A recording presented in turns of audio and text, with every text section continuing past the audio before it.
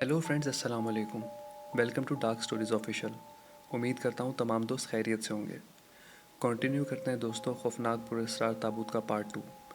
जैसे last episode में मैंने आपको बताया था कि हॉस्टल के रूम में आकर मैंने आरिया गांव के पहाड़ी टीले वाले अहराम के बारे में जो इशारे नोट किए थे, इन्हें अपनी पॉकेट बुक में वजाहत करके लिखने लगा और ज़हनी तौर पर तिलिस्मी पुतले की तलाश में ख़तरनाक मुहिम की तैयारियाँ शुरू कर दी थी। वहीं से कंटिन्यू करते हैं इसका सेकेंड पार्ट। रात को इत्तेफाक से पाशा वाईएमसी के दफ्तर में आ गया। इसने मुझे भी बुलवा लिया। कहने लगा, सुल्तान, तुमने तहकीक का काम ज़रूर शुरू कर दिया होगा।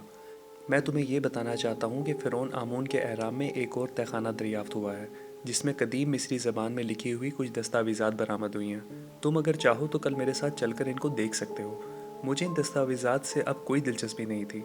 मैं तो किसी और ही मुहिम की तैयारियां कर रहा था। पाशा को मैंने अमारा से अपनी मुलाकात और वहाँ जो बातें हुई थीं उनके बारे में कुछ न बताया। इसकी एक वजह तो ये थी कि मुझे मालूम था वो मुझे इस मुहिम पर हरगिज़ नहीं जाने देगा। दूसरी वजह ये थी कि मैं किसी दूसरे को अपनी मुहिम के राज के में शरीक नहीं करना चाहता था।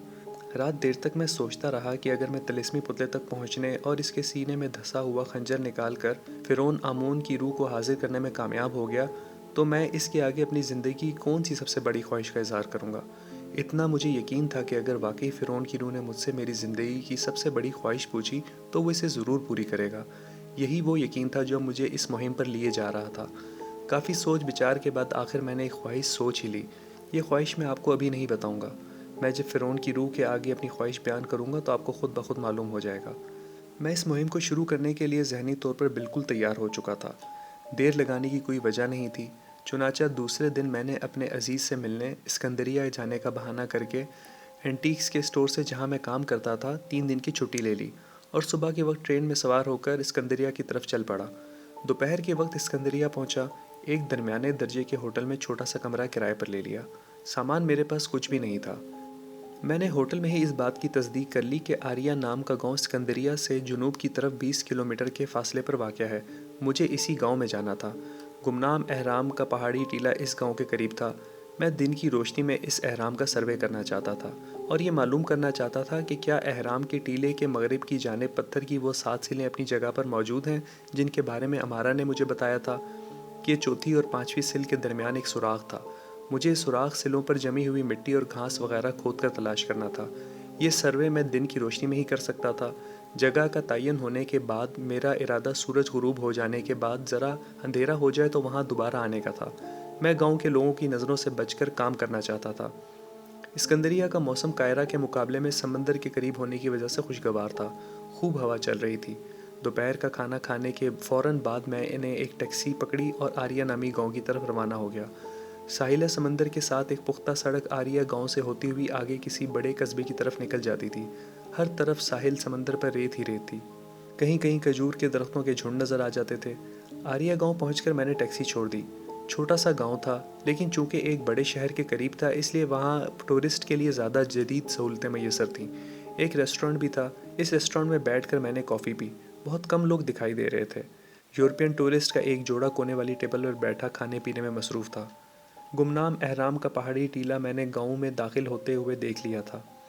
कॉफ़ी ख़त्म करके मैं खामोशी से उठा और काउंटर पर बिल अदा किया। इसके बाद सैर करने के अंदाज में चलता चलता इस कच्चे रास्ते पर आ गया जो कुछ फासले पर मौजूद पहाड़ी टीले की तरफ जाता था। पहाड़ी टीले के करीब जाकर मैं रुक गया और इस पर एक सरसरी निगाह डाली। ये एक वीरान उजड़ा हुआ ऊंचा टीला था। इसको देखकर किसी को गुमान भी नहीं हो सकता था कि ये कोई अहराम है। सारी पहाड़ी पर भूरे रंग की खुश झाड़ियाँ ही झाड़ियाँ थीं। कोई दरख्त नहीं था। जहाँ से पहाड़ी टीला शुरू होता था वहाँ भी खुश झाड़ियाँ उगी हुई थीं।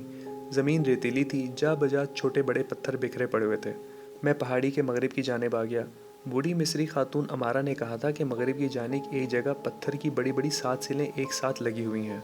चौथी और पाँचवीं सिल के दरमियान एक सुराख रखा गया है जिसके अंदर एक हैंडल लगा हुआ था जिसको खींचने से अहराम के अंदर जाने का रास्ता खुल जाता है।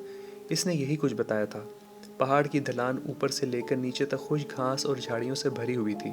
अगर कहीं कोई जगह खाली रह भी गई थी तो वहाँ हज़ारों साल के रेतीले गर्दो गुबार ने पत्थर पर जमी हुई रेत की तहें चढ़ा दी थीं। लेकिन मुझे हर हालत में मतलूबा जगह को तलाश करना था।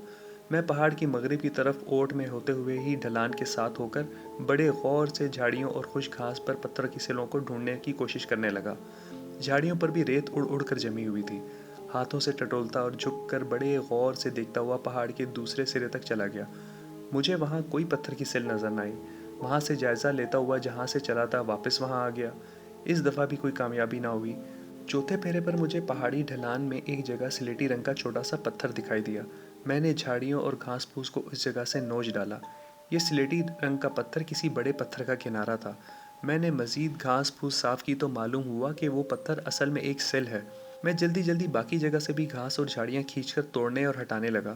10-15 منٹ کی کوشش کے بعد 2 اسکوائر فٹ کے حجم کی ایک سل نیچے سے نکل آئی۔ اب مجھے یہ دیکھنا تھا کہ یہ پہلی سل ہے یا آخری۔ میں نے بائیں جانب پہاڑ کی ڈھلانی دیوار کو صاف کرنا شروع کر دیا۔ گھاس پتھروں سے چمٹ کر سخت ہو چکی تھی۔ بڑی کوشش کے بعد میں نے ساتھ والی جگہ بھی صاف کر دی، مگر وہاں کوئی سل یا پتھر نہیں تھا۔ نیچے سخت جمی ہوئی مٹی تھی۔ اس کا مطلب تھا کہ یہاں سے 7 سلوں کی پہلی سل شروع ہوتی تھی۔ مجھے خیال آیا کہ اگر پہلی سل 1 اسکوائر فٹ ہے تو دوسری سل بھی اسی سائز کی ہوگی۔ چنانچہ میں 1 فٹ کا فاصلہ چھوڑ کر آگے کی جگہ صاف کرنے لگا۔ وہاں 2 سلیں آپس میں جڑی ہوئی تھیں۔ اسی طرح چوتھی اور پانچویں سل کے جوڑ کے مقام پر آ گیا۔ مجھے یہ معلوم کر کے بڑی خوشی ہو رہی تھی کہ مصری خاتون عمارہ کا لگایا ہوا حساب غلط نہیں تھا، اور جیسا اس نے کہا تھا ویسا ہی یہاں 7 سلیں ایک دوسرے کے ساتھ جڑی ہوئی تھیں۔ چوتھی اور پانچویں سل کے درمیان جو جوڑ تھا وہ بظاہر دیکھنے سے نظر نہیں آ رہا تھا۔ میں نے زمین پر سے ایک نوکیلا پتھر اٹھایا اور اس جگہ کو کھرچنے لگا۔ نیچے سے جوڑ نکل آیا۔ یہ جوڑ نیچے سے اوپر تک 1 فٹ لمبا تھا۔ ہمارا کے حساب کے مطابق اس 1 فٹ اونچے جوڑ کے درمیان وہ سوراخ تھا جس میں احرام کی سرنگ کو کھولنے کے لیے ہینڈل لگا ہوا تھا۔ میں اپنے ساتھ کوئی اوزار نہیں لایا تھا۔ نوکیلے پتھر ہی سے جوڑ کے درمیان حصے کو کھرچتا رہا۔ جوڑ میں تو پہلے سے بھورے رنگ کی جمی ہوئی ریت نکلتی رہی، پھر نیلے رنگ کا ایک پاؤڈر سا نکلنے لگا۔ مجھے یاد آ گیا کہ نیلا رنگ قدیم مصر کے فرعونوں کا سرکاری درباری رنگ ہوا کرتا تھا۔ امید کی شمع زیادہ روشن ہوتی جا رہی تھی۔ مجھے پسینہ آ گیا تھا مگر میں اپنے کام میں لگا رہا۔ کوئی آدھے گھنٹے کی سخت کوشش کے بعد ایک بار میں نے جوڑ کے درمیان نوکیلے پتھر کی ضرب لگائی تو پتھر آدھے سے زیادہ اندر چلا گیا۔ یہاں کوئی سوراخ تھا۔ یہ سوراخ یقینی طور پر وہی تھا جس کی مجھے تلاش تھی۔ میں نے نیلے رنگ کی مٹی کو ہاتھ سے ادھر ادھر ہٹانے کے بعد سوراخ کے اندر ہاتھ ڈالا تو میری انگلیاں کسی سخت شے سے ٹکرائیں۔ میں نے اس سخت شے کو انگلیوں سے ٹٹولا۔ یہ لوہے کا ایک چھوٹا سا ہینڈل تھا۔ میں نے ہاتھ سوراخ میں سے باہر نکال لیا اور اطمینان کا گہرا سانس لیا۔ میں نے سوراخ کے قریب آنکھ لے جا کر دیکھنے کی کوشش کی مگر مجھے کچھ نہ نظر آیا۔ بہرحال سوراخ کے اندر جو ہینڈل تھا وہ دریافت ہو چکا تھا۔ اب مجھے اسے جھٹکے سے کھینچ کر یہ معلوم کرنا تھا کہ احرام کے اندر جانے والا راستہ کہاں سے کھلتا ہے۔ میں دل میں حیران ہو رہا تھا کہ اگر واقعی ہینڈل کے کھینچنے سے احرام کے اندر جانے والا کوئی راستہ کھلا بھی تو کہاں سے کھلے گا؟ پہاڑی کی دیوار تو درمیان سے ٹوٹ نہیں سکتی۔ پتھر کی سلیں اتنی مضبوطی سے لگی ہوئی تھیں کہ وہ پہاڑ کے پتھروں کا حصہ بن چکی تھیں۔ وہ اپنی جگہ سے نہیں ہل سکتی تھیں۔ ہینڈل کھینچنے سے کیا ہوگا؟ یہ تو ہینڈل کھینچنے کے بعد ہی معلوم ہو سکتا تھا، مگر یہ کام میں اس وقت نہیں کرنا چاہتا تھا۔ کچھ پتہ نہیں تھا کہ وہاں کس جگہ سے پہاڑ کے پتھر گرنے شروع ہو جائیں۔ مصر کے قدیم انجینئروں کی ٹیکنالوجی ساری دنیا میں مشہور تھی۔ ان لوگوں کو انجینئرنگ میں کمال حاصل تھا۔ ہینڈل کے کھینچنے سے کسی نہ کسی جگہ سے احرام کا راستہ ضرور کھلتا تھا۔ یہ کام میں اندھیرا ہو جانے کے بعد ہی انجام دینا چاہتا تھا تاکہ مجھے وہاں کوئی دیکھنے والا نہ ہو۔ میں نے سوراخ کو چھوٹے چھوٹے پتھروں سے بھر کے اس میں گھاس پھنسا دی۔ اس کے بعد پتھروں کو جمع کر کے وہاں نشانی کے طور پر ایک ڈھیری بنا دی تاکہ رات کے وقت میں اس جگہ کو پہچان سکوں۔ میں آریہ گاؤں کے ریسٹورنٹ میں واپس آ گیا۔ سورج غروب ہونے تک ریسٹورنٹ میں ہی بیٹھا چائے اور کولڈ ڈرنکس پیتا رہا۔ جب سورج غروب ہونے کے بعد اندھیرا چھا گیا تو میں ریسٹورنٹ سے اٹھا اور خاموشی سے پہاڑی ٹیلے کی طرف چل پڑا۔ سمندر کی طرف سے تیز ہوا چلنے لگی تھی۔ دن بھر کی گرمی کا اثر ختم ہو رہا تھا۔ چند منٹوں میں میں پہاڑی ٹیلے کے پاس پہنچ گیا جہاں میں پتھروں کی ڈھیری کی نشانی بنا کر گیا تھا۔ وہاں آ کر سب سے پہلے میں نے دائیں بازو پر ہاتھ پھیر کر دیکھا۔ امارہ کا دیا ہوا تعویذ میرے بازو پر بندھا ہوا تھا۔ پہاڑ کی ڈھال پر جہاں گھاس پھوس میں نے ٹھوس کر سوراخ کو بند کر رکھا تھا وہاں سے گھاس وغیرہ ہٹایا اور اندر ہاتھ ڈال کر ہینڈل تک انگلیاں پہنچا کر اسے ٹٹول کر اچھی طرح سے محسوس کیا۔ مجھے اسے کھینچتے ہوئے گھبراہٹ سی محسوس ہو رہی تھی۔ خدا جانے کیا ہو جائے، کہیں ایک طرف سے پہاڑ کے ڈھیر سارے پتھر ہی نہ مجھ پر گر پڑیں۔ میں اپنے ساتھ ماچس کی ڈبی اور 4 موم بتیاں لیتا آیا تھا تاکہ کوئی اندھیری سرنگ نمودار ہو تو وہاں روشنی کر کے راستہ دیکھ سکوں۔ 2-3 بار ہینڈل کو کھینچتے کھینچتے رہ گیا۔ یقین کریں حوصلہ نہیں پڑتا تھا، لیکن فرعون کی روح سے اپنی زندگی کی سب سے اہم خواہش پوری کروانے کا خیال غالب تھا۔ چنانچہ میں نے خدا کا نام لے کر ہینڈل کو اپنی طرف کھینچا۔ وہ اپنی جگہ سے بالکل نہ ہلا۔ میں نے دوسری بار کوشش کی، پھر بھی ہینڈل اپنی جگہ سے نہ ہلا۔ چوتھی بار کوشش کی تو ہینڈل میں معمولی سی حرکت پیدا ہوئی۔ میں اسے اپنی طرف کھینچنے لگا، ہینڈل ایک جگہ آ کر رک گیا تھا۔ میں نے اسے مضبوطی سے اپنی پانچوں انگلیوں میں جکڑ کر زور سے جھٹکا دے کر اپنی طرف کھینچا۔ ہینڈل پورا کا پورا کھنچ کر سوراخ کے منہ تک آ گیا۔ ہینڈل کھینچنے کے ساتھ ہی مجھے گڑگڑاہٹ کی دھیمی سی آواز سنائی دی، جیسے بہت دور کہیں بادل گرجا ہو۔ گڑگڑاہٹ کی آواز 3-4 سیکنڈ تک آتی رہی۔ اس کے بعد خاموشی چھا گئی۔ میں ابھی سوچ ہی رہا تھا کہ یہ آواز کہاں سے آئی ہے کہ دوسری بار پھر وہی گڑگڑاہٹ کی آواز سنائی دی۔ میں ایک قدم پیچھے ہٹ کر کھڑا ہو گیا۔ شام کا اندھیرا کافی گہرا ہو گیا تھا۔ دوسری بار گڑگڑاہٹ کی آواز قریب سے سنائی دی۔ میں بڑھتے پھیلتے اندھیرے میں آنکھیں سکیڑ کر بڑے غور سے پہاڑی ٹیلے کی ڈھلان کو دیکھ رہا تھا کہ شاید یہاں کہیں کوئی شگاف نمودار ہوا ہو، مگر ایسا نہ ہوا۔ گڑگڑاہٹ کی آواز بھی اس کے بعد جیسے غائب ہو گئی تھی۔ میرے دل کو یقین تھا کہ یہ آواز ضرور پہاڑی ٹیلے کے کسی خفیہ راستے کے کھلنے کی آواز تھی، لیکن اندھیرے میں وہ جگہ تلاش کرنا مشکل کام تھا۔ میں نے جیب سے موم بتی نکال کر روشن کر لی اور پہاڑی ٹیلے کی ڈھلان کے ساتھ روشنی میں بڑے غور سے دیکھتا قدم قدم چلنے لگا۔ مجھے خیال آ رہا تھا کہ اگر کسی جگہ پر کسی خفیہ سرنگ کا دروازہ کھلا بھی ہوگا تو وہ سرنگ 5000 سال سے بند پڑی تھی۔ خدا جانے اس کے کھلتے ہی اندر سے کوئی بلا نکل کر نہ مجھے پکڑ لے، اور کچھ نہیں تو اس سرنگ کی فضا ضرور زہریلی ہو چکی ہوگی۔ اس کے علاوہ مجھے کاہن جادوگر کے شیطانی عمل کا بھی خیال آ رہا تھا جو اس نے سرنگ میں جگہ جگہ پھونکا ہوا ہوگا۔ اگرچہ امارا کا دیا ہوا تعویذ میرے بازو پر بندھا ہوا تھا، اس کے باوجود ایک خوف مجھے ضرور لگا ہوا تھا، کیونکہ میں نے پڑھ رکھا تھا کہ قدیم مصر کے کاہنوں کا طلسم اس قدر مہلک ہوتا تھا کہ ان کی زد میں آیا ہوا آدمی زندہ نہیں بچ سکتا تھا۔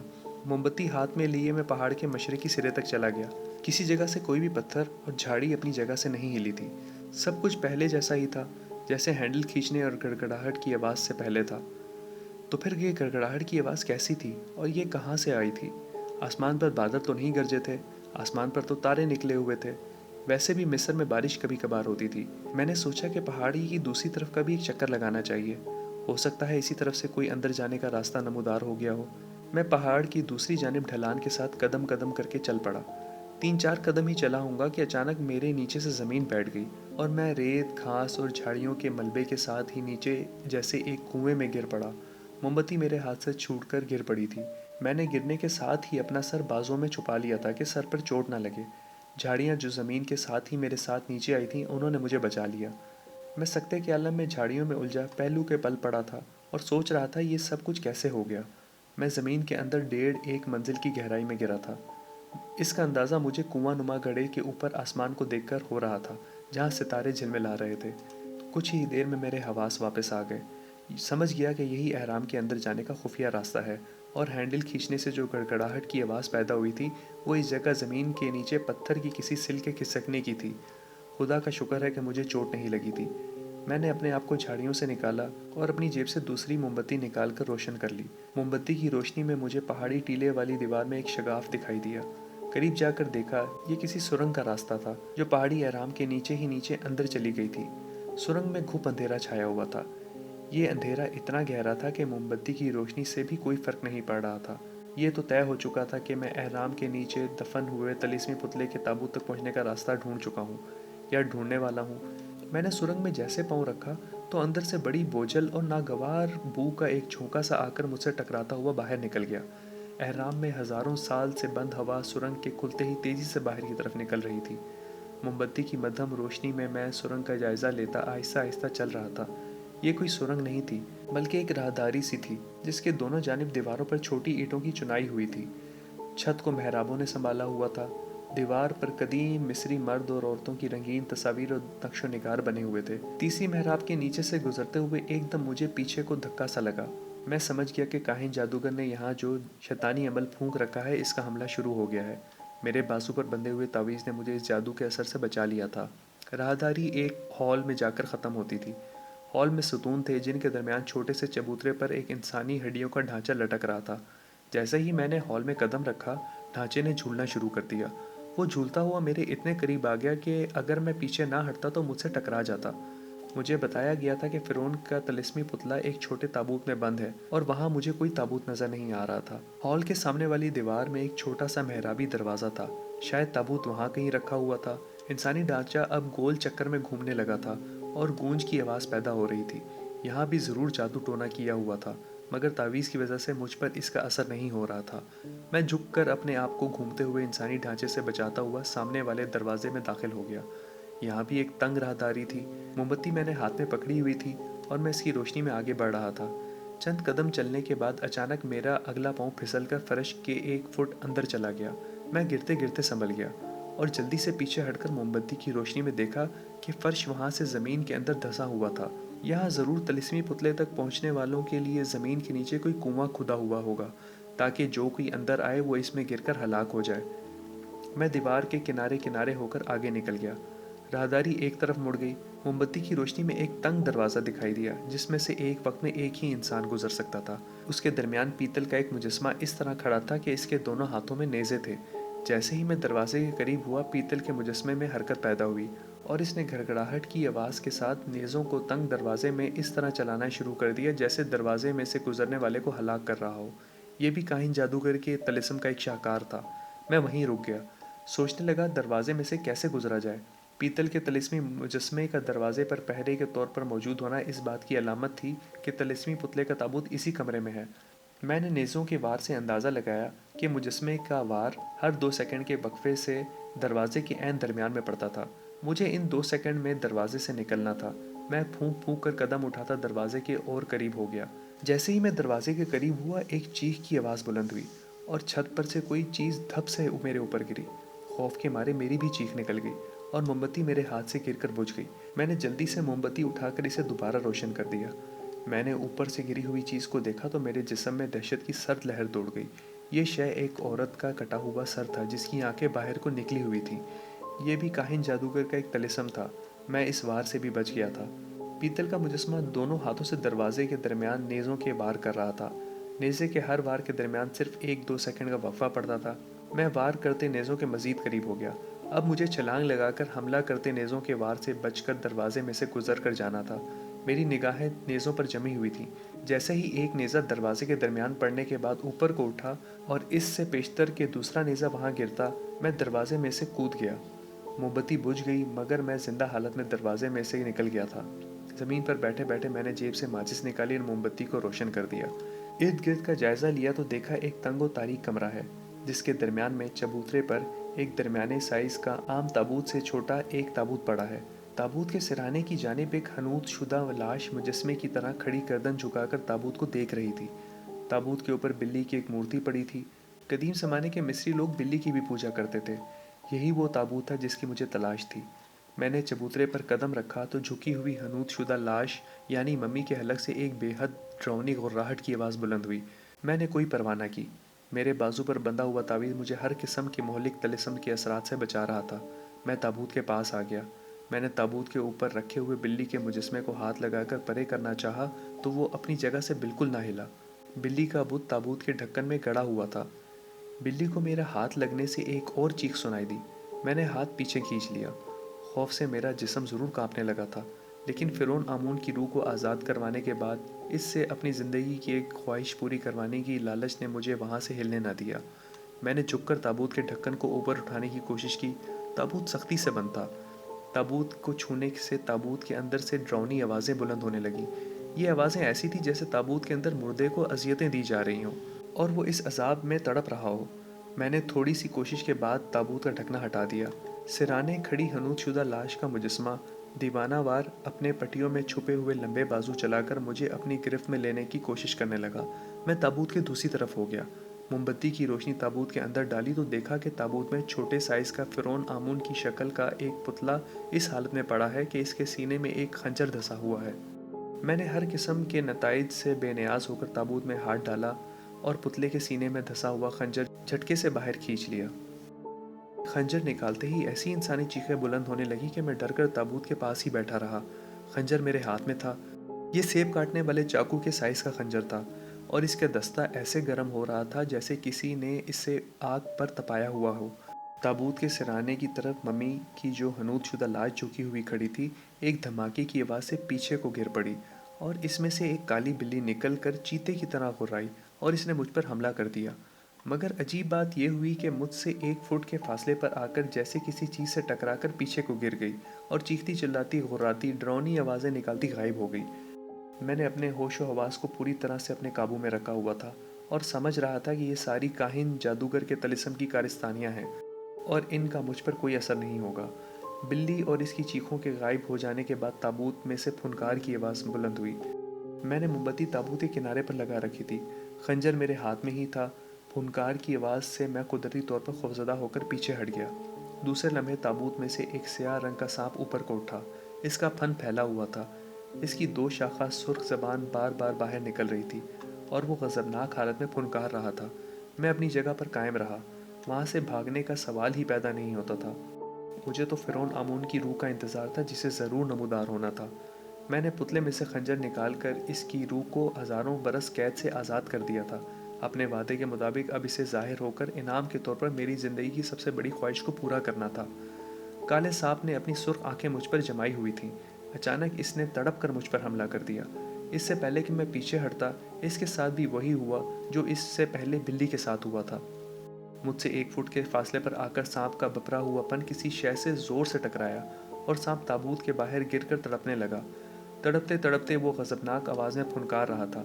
میرے دیکھتے ہی دیکھتے وہ غائب ہو گیا۔ میرے بازو پر بندے تعویذ نے میرے ارد گرد ایک ڈھال سی کھڑی کر دی تھی جو مجھے کاہن جادوگر کے جان لیوا حملوں سے محفوظ رکھ رہی تھی۔ جب سانپ غائب ہوا تو ہر طرف ایک سکون سا چھا گیا۔ نہ کسی چیخ کی آواز تھی، نہ پھنکار کی آواز تھی۔ اس پرسکون خاموشی میں سامنے دیوار پر ایک روشنی کا گولا سا نمودار ہوا جس نے آہستہ آہستہ گردش کرتے ہوئے ایک انسانی ہیولے کی شکل اختیار کر لی۔ اس ہیولے کی شکل فرعون آمون کی شکل سے بے حد مشابہت رکھتی تھی۔ یہ فرعون آمون کی روح ہو سکتی تھی۔ میں اشتیاق بھری نظروں سے اس ہیولے کو تکنے لگا۔ اتنے میں ایک مدھم اور بڑی پرسکون آواز سنائی دی۔ فرعون آمون کی روح اردو زبان میں مجھ سے مخاطب ہوئی۔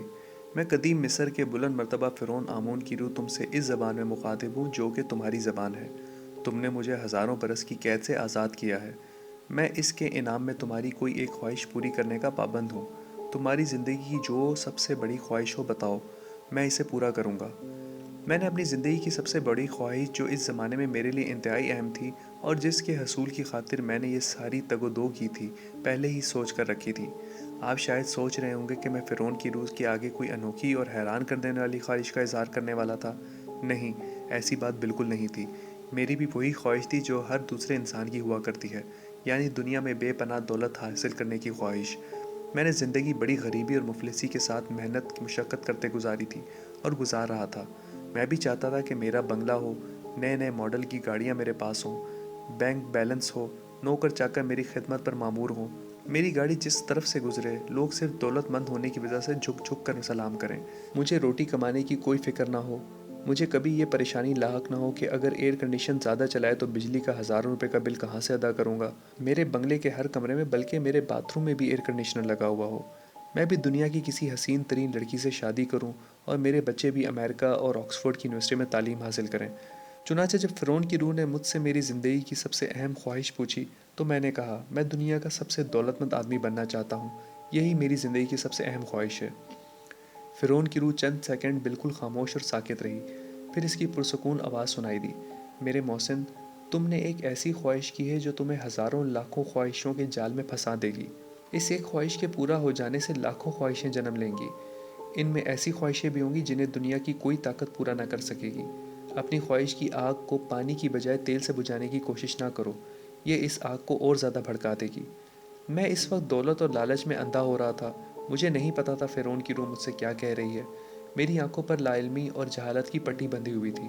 میں نے فرعون کی باتوں پر غور کرنے کی بجائے اسے کہا، آمون، تم اپنے وعدے کے پابند ہو۔ میں نے اپنی زندگی کی خواہش بیان کر دی ہے، اب تم پر فرض بنتا ہے کہ اسے پورا کرو۔ مجھے ایسے محسوس ہوا جیسے فرعون آمون کی روح نے آ بھری۔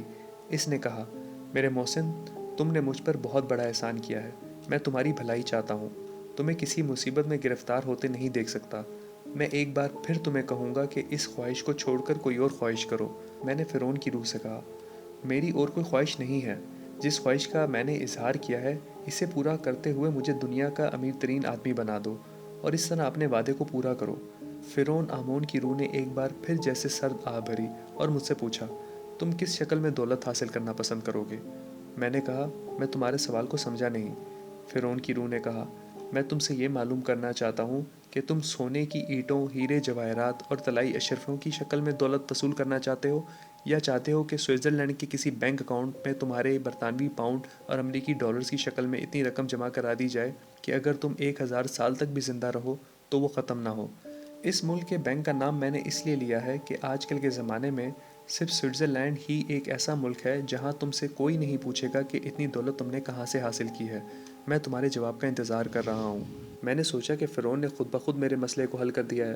میں ہیرے جواہرات اور سونے چاندی کی اینٹوں کو کہاں سنبھالتا پھروں گا؟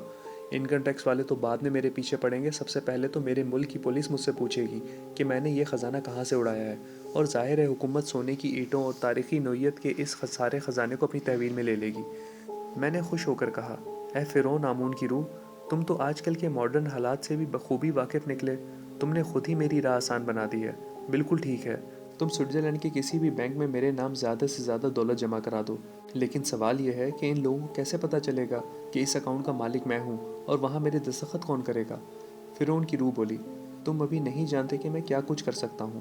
میں تمہارے حساب میں 10 کروڑ امریکی ڈالر اور 20 کروڑ برطانوی پاؤنڈ اسی وقت جمع کرائے دیتا ہوں۔ ثبوت کے طور پر تم کل ہی اسکندریہ کے سوئس نیشنل بینک کی شاخ میں جا کر چیک کیش کروا کر دیکھ لینا۔ میں نے اس سے پوچھا، لیکن میرے پاس تو کوئی چیک بک نہیں ہے۔ فرعون کی روح نے کہا، اپنی جیب میں ہاتھ ڈالو۔ میں نے اپنے پتلون کی جیبوں میں ہاتھ ڈالا تو ایک جیب میں چیک بک پڑی تھی۔ میں نے اسے نکال کر دیکھا، یہ سوئس نیشنل بینک کی چیک بک تھی۔ اوپر میرا اکاؤنٹ نمبر تھا، ایک طرف میرے انگریزی کا دستخط کا نمونہ بھی درج تھا۔ میری حیرانی اور خوشی کا کوئی ٹھکانہ نہیں تھا۔ واقعی فرعون کی روح کی طاقت کا کوئی ٹھکانہ نہیں تھا۔ میں نے طلسمی پتلے کے سینے سے جو خنجر نکالا تھا وہ ابھی تک میرے ہاتھ میں تھا۔ میں نے اس سے پوچھا کہ اس خنجر کو کہاں پھینکوں؟ فرعون کی روح نے کہا، اسے تابوت میں میرے پتلے کے ساتھ ہی رکھ دو، اب یہ خنجر میرا کچھ نہیں بگاڑ سکتا۔ جب میں فرعون کی روح سے رخصت ہونے لگا تو اس نے کہا، ایک بات یاد رکھنا۔ میں نے تشویش کے ساتھ پوچھا، وہ کیا؟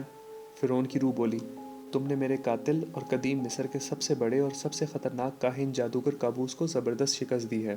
وہ تم سے اپنی شکست کا بدلہ ضرور لے گا۔ اس کے لیے ہوشیار رہنا، اور تمہارے بازو پر جو تعویذ بندھا ہوا ہے اس کو اپنے بازو سے کبھی الگ نہ کرنا، ورنہ تم پر قابوس کا جادو چل جائے گا۔ یہ کہتے ہی فرعون کی روح غائب ہو گئی۔ میں نے خنجر تابوت میں رکھا، موم بتی اٹھائی اور اس کی روشنی کرتا ہوا احرام کے دالانوں اور راہداریوں میں سے گزرتا ہوا پہاڑی ٹیلے کے اس گڑھے میں آ گیا جہاں زمین دھس جانے کی وجہ سے میں جھاڑیوں کے ساتھ ہی نیچے گر پڑا تھا۔ کافی جدوجہد کے بعد میں گڑھے سے باہر نکل آیا۔ باہر رات ہو چکی تھی۔ دور آریہ گاؤں کی چند ایک روشنیاں جھلملا رہی تھیں۔ میں تیز تیز قدموں سے چلتا اپنے ریسٹورانٹ میں پہنچ گیا۔ رات کے بھی 7:45 ہی بجے تھے۔ اس وقت گاؤں میں کوئی ٹیکسی وغیرہ نہیں تھی۔ ایک ٹرک کھانے پینے کا سامان لے کر اسکندریہ جا رہا تھا۔ میں ریسٹورانٹ کے باہر کھڑا تھا۔ میں اس میں بیٹھ کر اسکندریہ واپس آ گیا۔ ہوٹل کے کمرے میں آ کر سب سے پہلے چیک بک نکال کر اسے غور سے دیکھنے لگا۔ چیک بک میں 50 چیک تھے۔ ہر چیک پر میرا اکاؤنٹ نمبر اور میرے انگریزی کی دستخطوں کا نمونہ چھپا ہوا تھا، اور چیک بک کے باہر میرا پورا نام انگریزی حروف میں چھپا ہوا تھا۔ مجھے یقین نہیں آ رہا تھا۔ کسی وقت لگتا تھا میں خواب دیکھ رہا ہوں، مگر یہ خواب نہیں تھا، حقیقت تھی۔ میں اپنی مہم میں کامیاب و کامران لوٹا تھا۔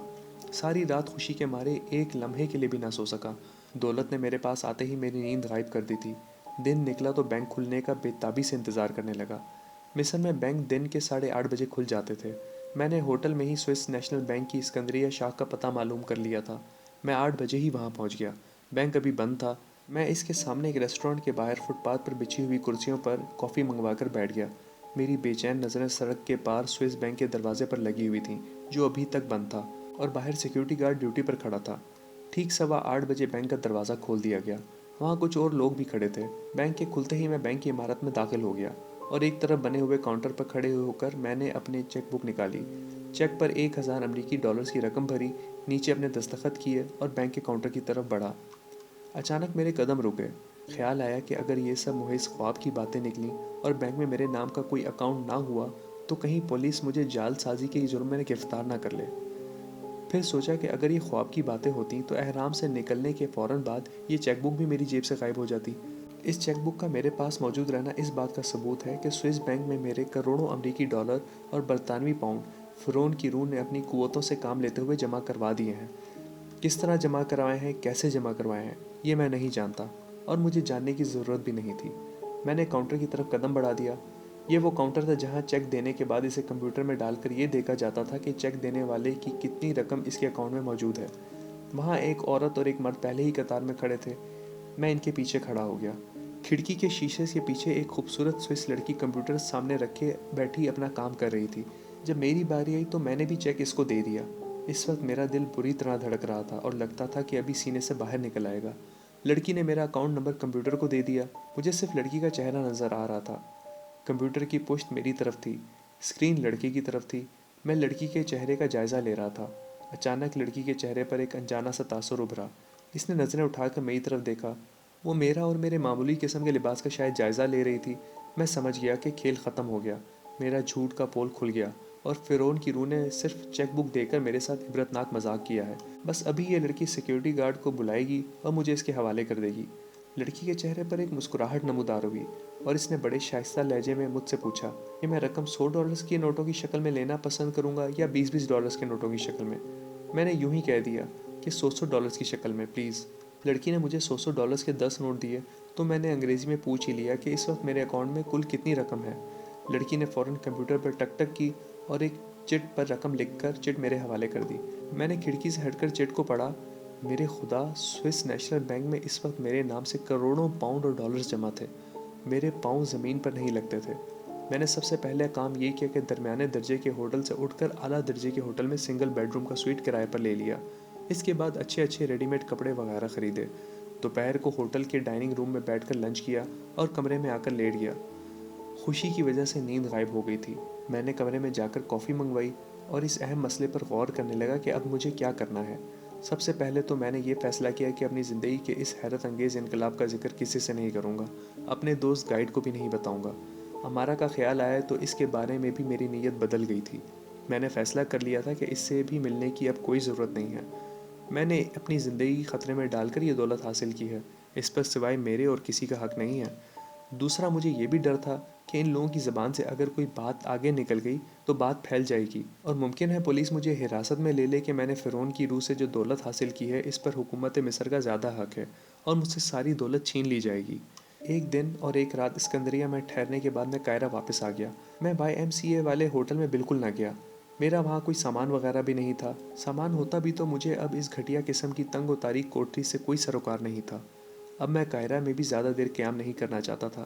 میرے لیے یہی مناسب تھا کہ مصر سے نکل جاؤں اور اپنے وطن پاکستان پہنچ کر ایک نئی زندگی شروع کروں. میں قاہرہ میں سوئس بینک کے برانچ کے مینیجر سے جا کے ملا. اچھے کپڑے پہن کر وہاں گیا تھا. مینیجر سے کہہ کر میں نے 50 لاکھ برطانوی پاؤنڈ اور 50 لاکھ امریکی ڈالرز کی رقم ایک ایسے انگریزی بینک میں جمع کرا دی تھی جس کی شاخیں تمام ممالک میں موجود تھیں. ایسا میں نے اس وجہ سے کیا تھا کہ پاکستان میں واپس جا کر میں بینک سے مطلوبہ رقم نکلوا سکوں. پاسپورٹ میرے پاس موجود تھا. قاہرہ میں میرے قیام کا اب کوئی مقصد نہیں رہا تھا. چنانچہ میں نے پہلی فرصت میں PIA کی فلائٹ میں جو نیو یارک سے قاہرہ ہوتے ہوئے کراچی اور آگے بینکاک جاتی تھی ایک سیٹ بک کروا لی اور خاموشی سے رات کے وقت طیارے میں سوار ہو کر پاکستان کی طرف پرواز کر گیا. میرے اپنے شہر میں میرا نہ کوئی رشتہ دار تھا نہ دوست یار تھا. میں خود کسی واقف کار سے بھی نہیں ملنا چاہتا تھا. میں کراچی ہی میں ایک ہوٹل میں ٹھہر گیا. میرا ارادہ تھا کہ کراچی میں ساحل سمندر کے کسی دور مقام پر کوئی چھوٹا سا بنگلہ بنوا کر باقی زندگی عیش و آرام سے بسر کروں. ملک کی سیر کروں گا اور زندگی کا حقیقی معنوں میں لطف اٹھاؤں گا. اپنے آبائی شہر سے میں نے بالکل قطع تعلق کر لیا تھا. دولت کی میرے پاس کوئی کمی نہیں تھی. سمندر کے کنارے کلفٹن کے ساحل پر دور ایک پرسکون جگہ پر کسی سیٹ نے چھوٹا سا بنگلہ بنوایا تھا. اب وہ اسے فروخت کرنا چاہتا تھا. ایک ایجنٹ کے ذریعے میں نے وہ بنگلہ خرید لیا اور اس میں آرام و آسائش کا ضروری سامان ڈال دیا. میں نے وہاں رہنا شروع کر دیا. میں نے اپنے آپ کو ایک فرضی امریکی آئل کمپنی کا شیئر ہولڈر ظاہر کیا ہوا تھا. میں نے بڑے محتاط انداز میں اونچی سوسائٹی میں میل جول پیدا کر لیا. میرے پاس بے شمار دولت تھی. اونچی سوسائٹی میں مجھے بہت جلد عزت کی نگاہ سے دیکھا جانے لگا. میں غیر شادی شدہ تھا. چنانچہ کئی امیر کبیر گھرانوں سے میرے لیے رشتے آنا شروع ہو گئے. لیکن میں نے مشہور کر دیا کہ میں شادی کے خلاف ہوں اور غیر شادی شدہ رہ کر ہی ساری زندگی بسر کرنا چاہتا ہوں. میں جوان تھا, خوش شکل تھا اور دولت مند بھی تھا. مغرب زدہ آزاد خواتین میری دولت کے لالچ میں میرے آگے پیچھے پھرنے لگیں. فرعون کی روح نے مجھے ایک نصیحت کی تھی کہ دولت حاصل کرنے کے بعد اپنے آپ کو گناہ میں ملوث نہ ہونے دوں, ورنہ ایسی مشکل میں پھنس جاؤں گا جس سے چھٹکارا حاصل کرنا ناممکن ہو جائے گا. لیکن مجھ پر بہت جلد دولت کا نشہ سوار ہو گیا تھا اور میں نے دولت کے نشے میں فرعون کی نصیحت کو بھلا دیا اور عیاشیوں میں پڑ گیا. یہ تھا دوستو اس سٹوری کا دوسرا پارٹ. امید کرتا ہوں آپ کو ضرور پسند آیا ہوگا. تھرڈ ایپیسوڈ بھی انشاءاللہ آپ کے لیے جلدی اپلوڈ کروں گا. اپنا بہت سا خیال رکھیں اور اگر سٹوری پسند ہے تو اس کو لائک, سبسکرائب اور شیئر ضرور کیجیے گا. ملتے ہیں اس کے تھرڈ پارٹ میں. اللہ حافظ.